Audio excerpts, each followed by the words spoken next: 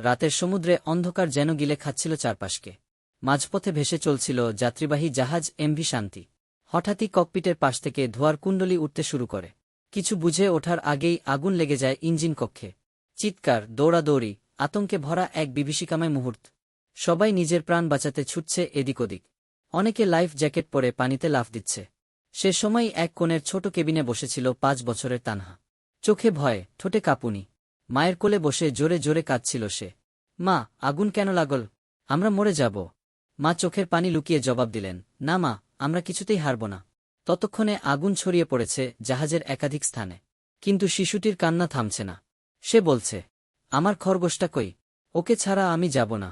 মা বুঝতে পারলেন, ছোট্ট খেলনা খরগোশটাই যেন শিশুটির সাহস। তিনি নিজের ভয় দূরে ঠেলে ছুটলেন সেই কেবিনে। ধোয়ার ভেতর থেকে খুঁজে এনে দিলেন খরগোশটা। শেষমেশ কোস্ট গার্ড এসে সবাইকে উদ্ধার করল।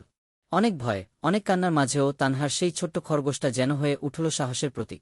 জাহাজটা পুড়ে গেল, কিন্তু এক মায়ের সাহস আর এক শিশুর কান্না যেন আগুনের চেয়েও বেশি জ্বলজ্বল করে থাকল সেই রাতে।